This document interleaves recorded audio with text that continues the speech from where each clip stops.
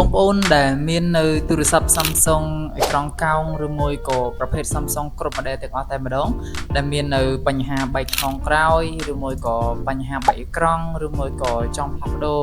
ឬក៏ជួសជុលនៅកន្លែងណាមួយនោះបងប្អូនអាចធ្វើការអញ្ជើញមកជួសជុលនិងផ្លាស់ប្ដូរនៅហាងកម្ម Cofix Mobile Service របស់យើងទាំងពីរសាខាបានឬយើងហៅកាត់ថា CKF ទំនុកចិត្តអញ្ចឹងបងប្អូនអាចធ្វើការអញ្ជើញមកផ្លាស់ប្ដូរដល់ទីតាំងក៏បានបងប្អូនផ្ញើអវ៉ាន់មកក៏បានដែរមិនថាបងប្អូនដែលនៅរាជធានីភ្នំពេញឬក៏នៅតាមខេត្តទេសុទ្ធតែអាចអញ្ជើញមកបានដូចគ្នាបាទអញ្ចឹងសម្រាប់ព័ត៌មានលម្អិតនោះគឺបងប្អូនបញ្ញាប់តាក់ទងមកដោយសារឥឡូវយើងមាន promotion កាដូថែមជូនពិសេសណាអញ្ចឹងបងប្អូនចង់ដឹងពាក់ព័ន្ធជាមួយនឹងលក្ខខណ្ឌឬក៏ promotion យ៉ាងណាអាចស្ដាប់នៅtrong វីដេអូនេះបានបាទអរគុណបងប្អូនបញ្ហាទាំងអស់នេះឈប់អារម្មណ៍ទៅបងប្អូនអាចអញ្ជើញមកទទួលសេវាកម្មជួសជុលនិងផ្លាស់ប្ដូរនៅហាងកម្ម Cofix Mobile Service របស់យើងបាន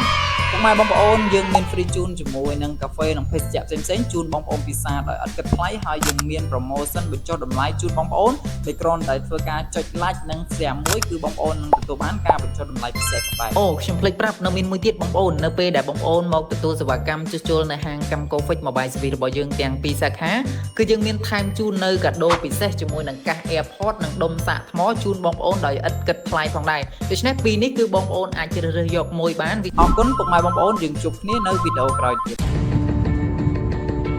កម្ម Cofix មជ្ឈមណ្ឌលជួសជុលសប្បាយទំនើបដែលមានគុណភាពតម្លៃសមរម្យសេវាកម្មរហ័សទាន់ចិត្ត